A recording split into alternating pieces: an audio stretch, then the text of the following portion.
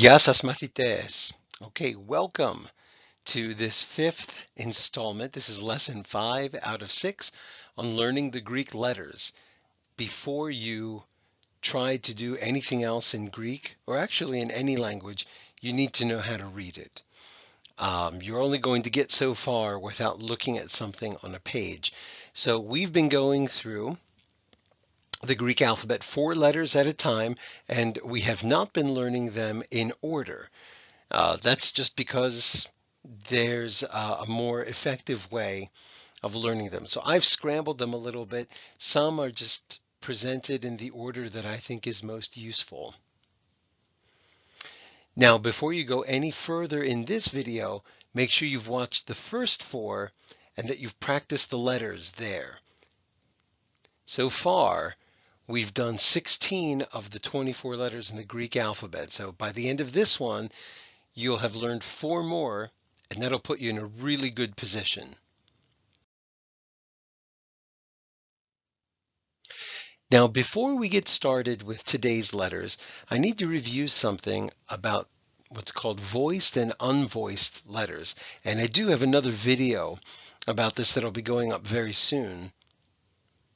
So a voiced sound is one that requires the voice box to vibrate. It cannot ever be whispered. You'll know you're making a voiced sound by putting your hand on your throat and feeling for vibration. An unvoiced sound can be whispered. There's no vibration of the vocal cords. So let's look at an example. An unvoiced sound would be the f, the f, f, f, f. You can whisper it, you can turn your voice box off, and you won't feel any vibration. Now, think about, and if you have a mirror, it'll help you. Think about or look at what your mouth is doing when you make that F sound. You've probably got your bottom lip on your top teeth. Okay, and that is called a dental fricative. We're not going to get into all of the technical terms here.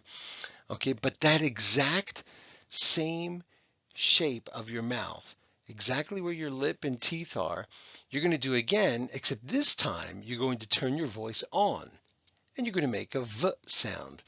So F and V, if you make those sounds over and over again, look in the mirror, you'll see that your mouth actually doesn't change. F, v, f, v, f, v.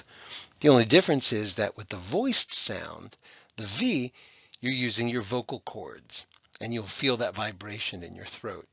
Here's another one. That P can be whispered. Now, how are you making that P sound? You're putting your lips together and you are releasing the hold of the lips. You're almost blowing something out. Now, if you turn your voice box on, what sound will you make? B, b, b, b. So P and B are related. One is unvoiced, one is voiced. If you take an S, what will you do when it's voiced? Did you guess this? Because that's what it is. Okay? So the one configuration of lips and everything that your mouth does for the one, it does for the other. Let's do one more example. Okay, that K is an unvoiced sound. What would it become if you voiced it? I'll give you 3 seconds, or you can pause if you need more time. G, g, g, g. Okay, now voiced and unvoiced are going to play a part in 2 of the letters we're going to learn today.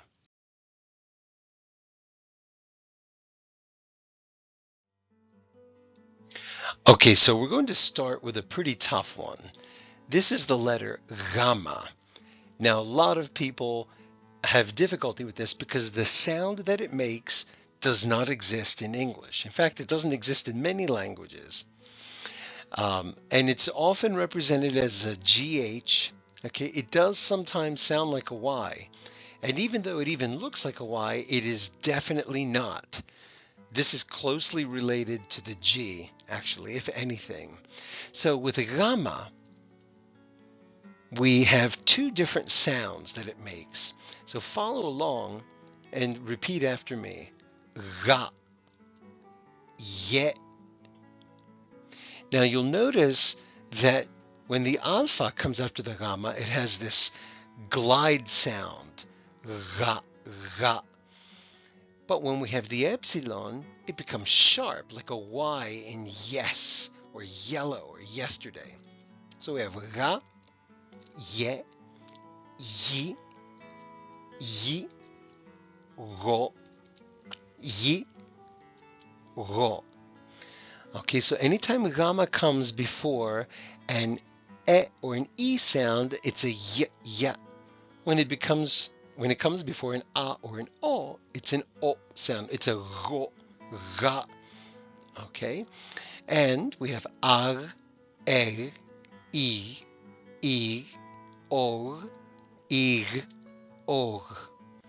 So it is a very difficult sound because there's really nothing that we can find in the Latin alphabets or in English that can represent it. So remember, Rama is a consonant with two different sounds depending on the vowel that follows it. And remember, it is not a Y, even though it can look and sound like one. There's the capital Rama, by the way, and this letter's got a really interesting history. It comes from a pre-Greek symbol for camel, and gemel are these Semitic words or sounds, or names rather, okay?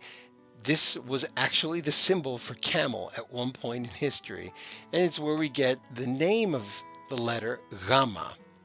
Now, what happened with Rama after a while was that the Romans took it and turned it on its side.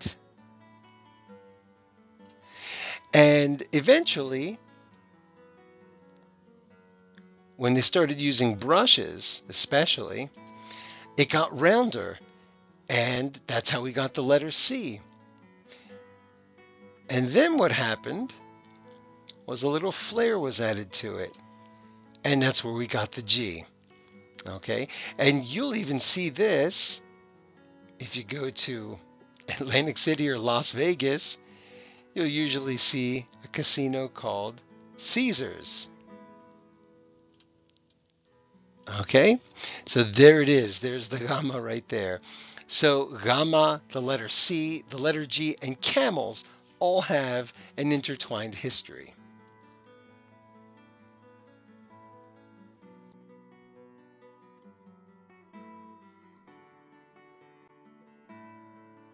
So that was the Rama, and Rama is a voiced consonant. Now it has an unvoiced cousin, and that's this letter here, the he, he. Now a lot of people make a mistake and say this is the H. Actually, Greek has no H. It did 20 or 25 centuries ago, but it doesn't anymore. And we normally represent he in English as with a CH. And a lot of you who take math or science, you probably have a teacher that has called this chi. So we have the letter he, and it's like the Rama in that its sound will change depending on what comes after it. So we have ha, he, and you can hear the difference, right? Ha, he, ho, ho. Ach, ich, ich, och, ich, och. So he is a consonant, like a Rama, with two different sounds, depending on the vowel that follows it, okay? Remember, it is not an X, even though it can look like it. And remember, it is not an H. Greek no longer has an H sound.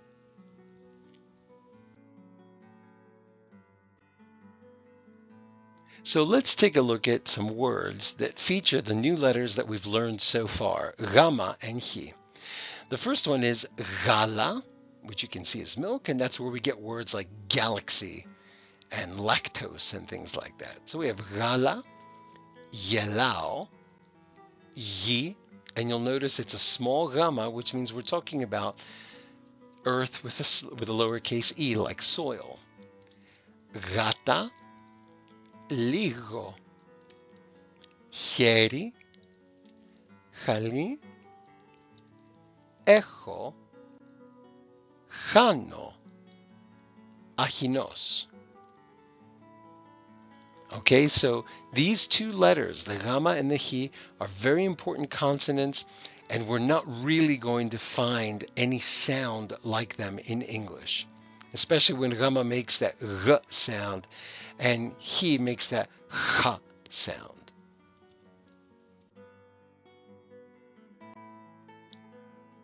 So it'll take a little practice with these, and hopefully as you watch more videos and practice, your mouth will get used to saying them.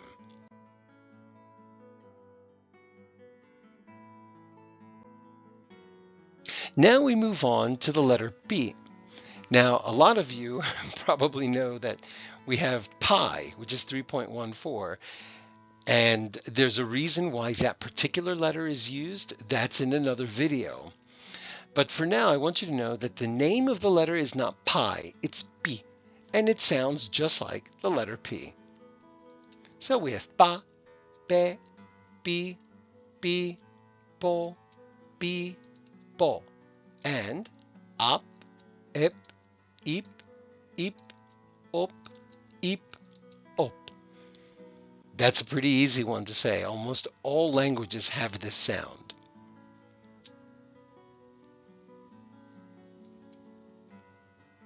Now remember, don't confuse this with the letter Rho, which is basically the Greek R, which looks like the English letter or the Latin letter P.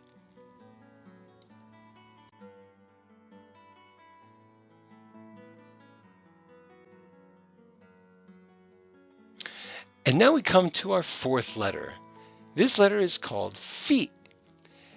And maybe you have a science or math teacher who has called this Phi. Well, that's unfortunate. The letter is actually Phi. And it makes the F sound, the F sound, that you would hear in fork or Finland. So we have Fa, Fe, Fi, Fi, Fo, Fi, Fo. And af, ef, if, of, if, of. Now, one interesting thing here is that the letter phi is kind of a new one in Greek. It only has been around 25 centuries, which for Greek letters is pretty young. Or I should say younger than what the original alphabet was.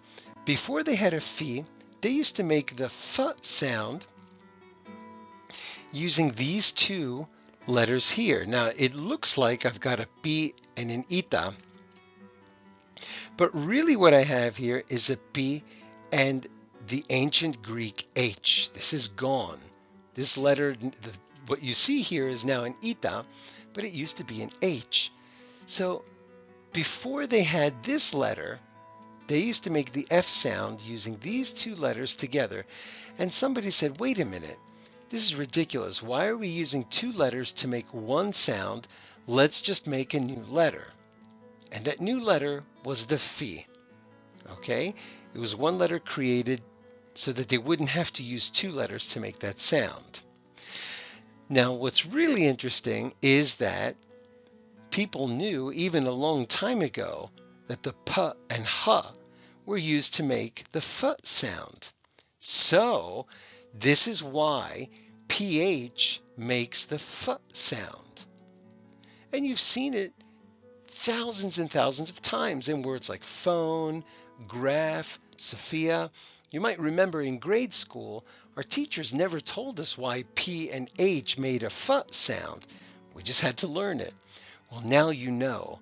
The PH tells us that it's a Greek word, In almost all cases, it's a Greek word, and it represents the original spelling of the f sound in Greek, because the Romans saw it and they learned it that way, and they kept that spelling. Okay, so let's go back up to the top, get rid of that F, and use PH. Greek words that have a f sound are always spelled with PH. There are very few exceptions.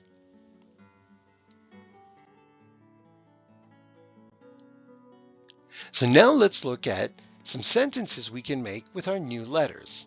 First we have έχω γάτα, έχω χέρια,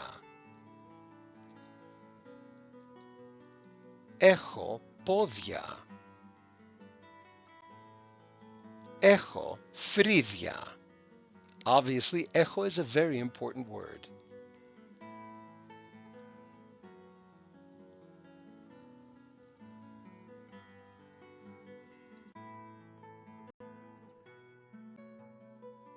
So here's a look at all of the letters we've learned so far, capitals and lowercase letters.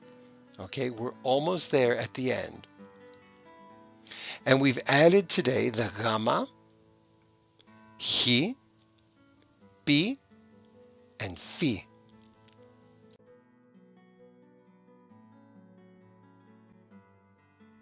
So now let's take a look at the alphabet in order, looking only at the letters we've learned so far.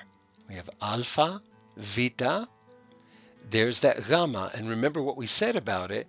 Γάμα rather, was this, and then it got rotated, and then it got rounded before it became a G. So it fits right into the familiar place. We've got A, B, C, alpha, vita, γάμα, delta, epsilon, and then we'll skip one, eta, theta, iota, kappa, lambda, mi, ni. We skip one till next time, omicron, pi. There's one of our new letters, rho. And remember what I said, that rho looks like a P, but it's not. Okay, so we have to remember to use this one here. And then we skip and we go to taf, ypsilon, phi, chi, a blank, and then of course omega. So we're almost there. We have almost all of the letters that we need. The next video will be the last one. So make sure you rewatch this and the other videos before it, and that you've mastered writing and identifying all of these letters. And you could probably go through a lot of sentences without even seeing the ones that are missing. But they'll come up next time, and they'll be pretty easy to learn. Telos!